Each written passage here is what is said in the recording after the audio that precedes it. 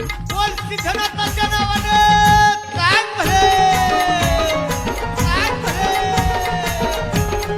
कान भरे.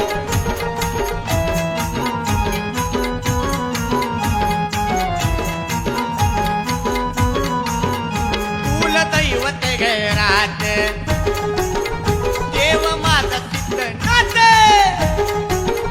कुलदैवत घरात देव माझा